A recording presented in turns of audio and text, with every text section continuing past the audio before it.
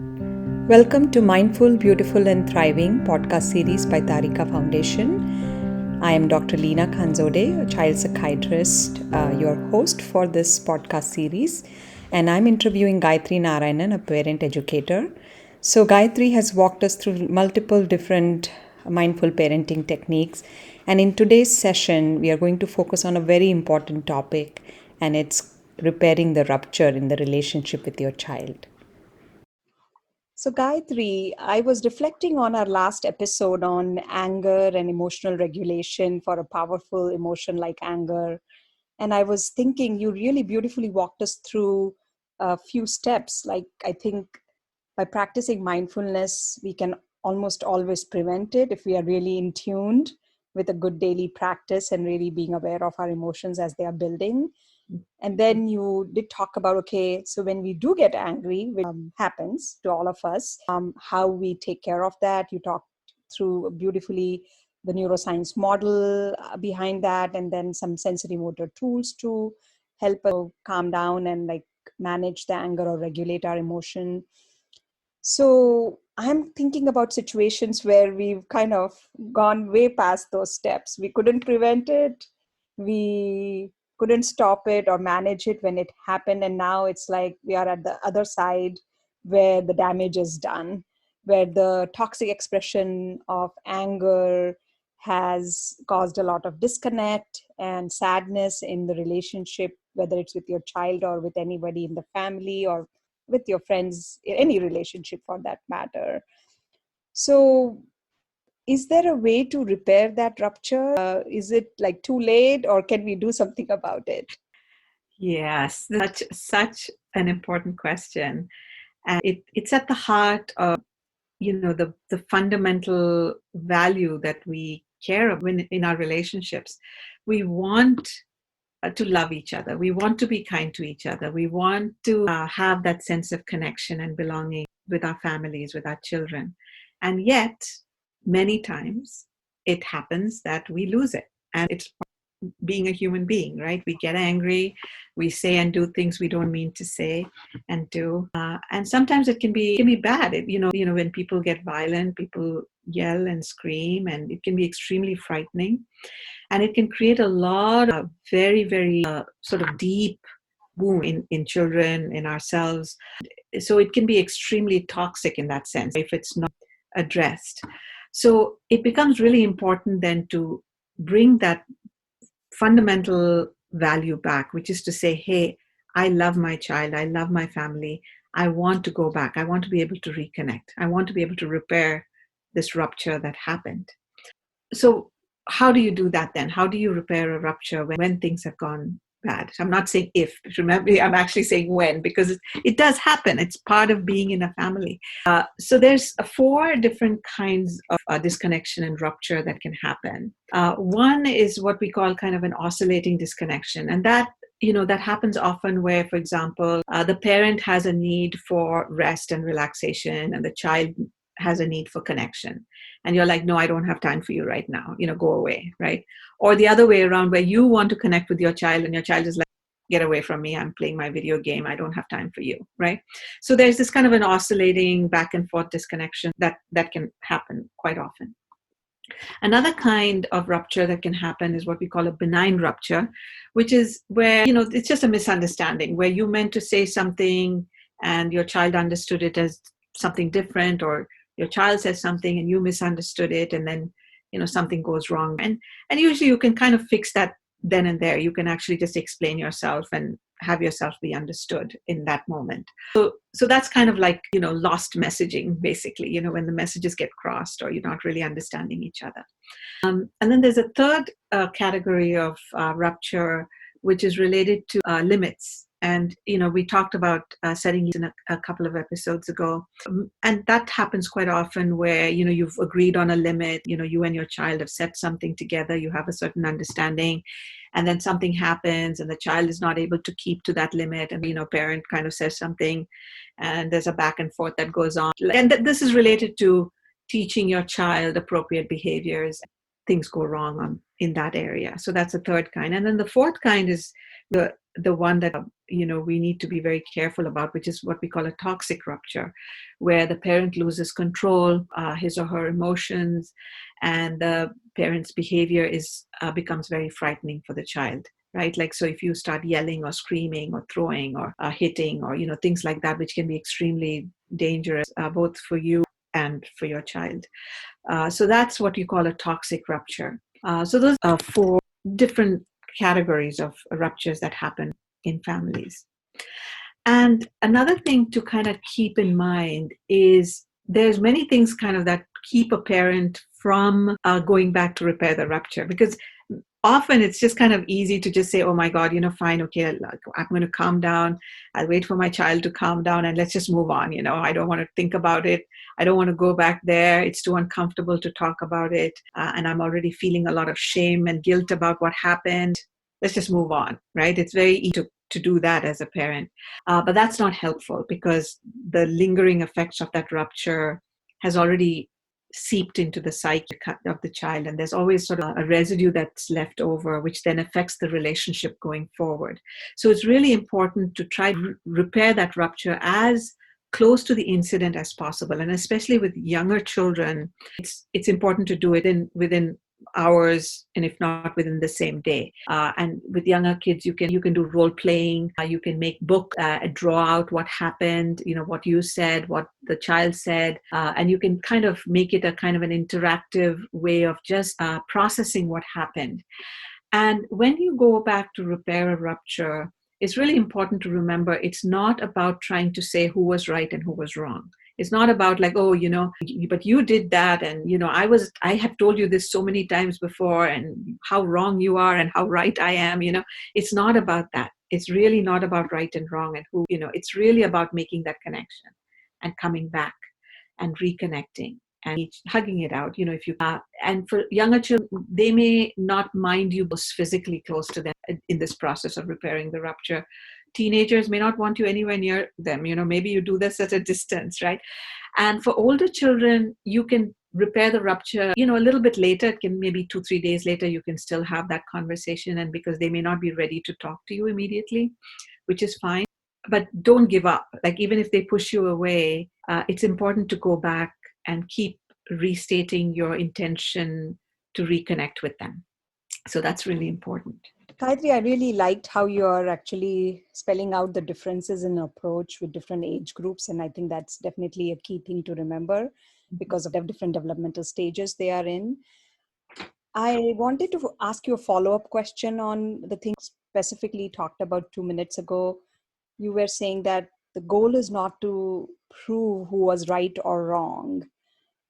So what are you actually doing then when you're connecting with the child and you're going through like the event and the transaction of the different things that went back and forth? Are you just like spelling those out? What is it that you're doing to really connect with your child? How are you doing that? So one aspect of it is really, it's to process what happened, right? It's to actually make sense of what happened. And to be understood, it's like to be able to express to the child, hey, you know what? When this happened, I was really feeling this and I was really needing this. And I wonder if you were feeling this and you were needing this, so really, again, connecting back to the feelings and needs were alive in that moment. But also, it's an opportunity to apologize. It doesn't hurt to apologize if you've been in the wrong. And it's your child that example to say that if my mom or dad knows how to admit when they haven't done right by me and they've apologized, and now I know how to do that. I'm learning that skill of admitting and taking accountability when things go wrong. So it's an opportunity to apologize. It's an opportunity to be understood and to understand. It's an opportunity to reconnect and then go back to reestablish that relationship. Yeah, no, that makes total sense. I think it's very important to process those emotions in that heated moment, maybe get buried, and because you don't want to talk about it, often they can get deep below and bottle up at some point, and then can lead to another explosion at some other point, right? So really liked how you're actually telling us how some of the foundational stuff with off-need skill you were building us with is all kind of ties in together. So you're not only just like going over the incident and processing it, but you're also kind of now being more aware of like, oh, probably this was my need and this was how I was feeling. Yeah. Because that's what happens after we've exploded. We reflect back and then we're like, oh yeah, I was kind of having these things going on that day. So now you're like learning and saying, oh, next time I start noticing these things building, I kind of be on a watch out that I don't let it explode, right? So I catch it at that level. And I think this is a really key part of this process, because when you go through this process of actually, first of all, getting familiar with the energy of anger, knowing how to regulate, and then going back and repairing the rupture, you learn so much about yourself in the process, and you learn about each other in this process. And that knowledge then, helps you not repeat the same thing the next time. You have more capacity to be empathetic and to understand your child and say, oh, now I know my son doesn't like it when I call him when he's in the middle of doing something. I mean, that's a simple example, but like it gives you more information about each other in a deeper way, and you have the ability to talk about some of these things in a much deeper way, and really connecting with underlying feelings that a person was having in any given moment. So it's a powerful teacher, I guess, is the point I'm trying to make. Yeah, no, it makes a lot of sense. So you do this kind of pretty early on or as soon as possible with the younger kids. But with the teens, you kind of wait out because they're probably not ready to have the conversation with you about this, even though you may want to after a few hours. So you're saying it's okay to wait for even a few days to do that.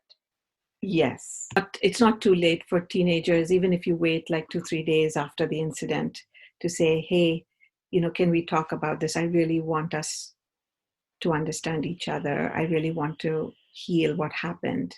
So continuing to express that intention till they're ready to talk about it and not to give up. And you can come up with other solutions too. Maybe you offer them the opportunity to just journal or draw what happened. Some children may like to write a song about it. You never know. I mean, there can be different ways to do this. The important thing there is to be able to process it, to understand it, and then come back together and to maintain that relationship, because it's so precious, our relationship with our children, and there's no price we can put on that, right? Like, and we want that to be a close relationship even after they grow up and leave us and go become independent adults. We want them to be able to come back to us and to have that feeling of warmth and love and connection. So these incidents, when they happen, it's important to repair them as and when they happen, so that they don't build up and create a larger rift in the relationship. That's so true. That makes a lot of sense. So, Gayatri, what happens in instances where the youth is never ready? Like, sometimes they may be like, no, I just don't want to talk about it. Like, I'm done. That was too painful of an incident. I've forgotten about it. Teens can come up with various reasons. I'm just curious to know if you've encountered any situations in your work with parents where they've had this type of situation. The parent is continuing to express their intention and their willingness to wanting to repair this rupture. Yeah, I think, it has to be done in an artful way. And again, a lot of it is really tuning in, right? It's like learning how to read the signals. Timing is important.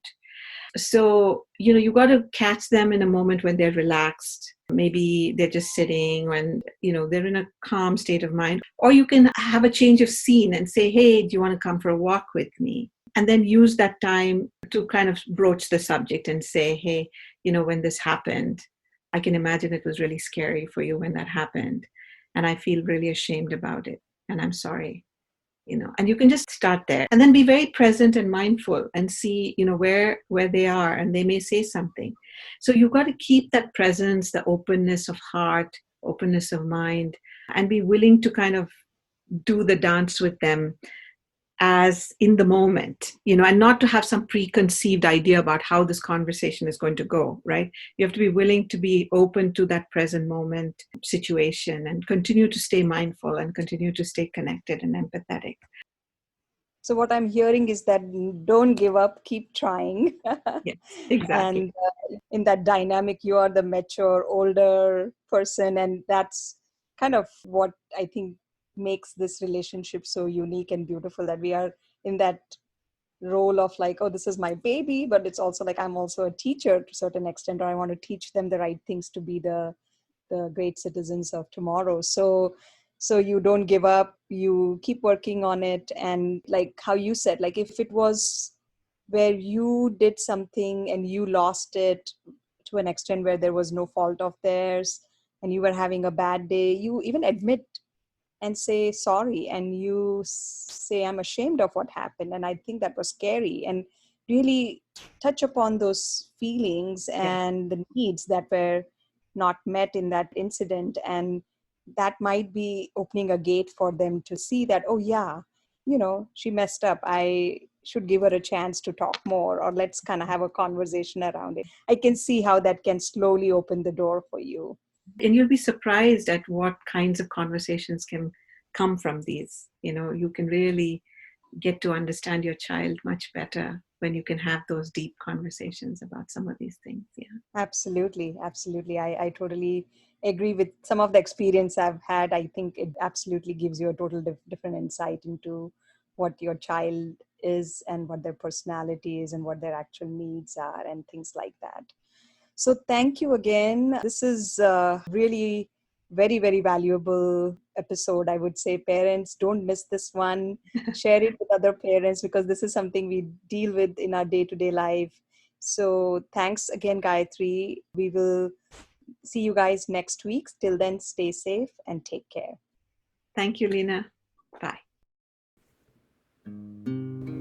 Thank you for listening to Mindful, Beautiful and Thriving, a podcast series by Tarika Foundation focused on youth mental health. If you like our podcast, please subscribe and share it with your friends. Stay safe and healthy. Till next time.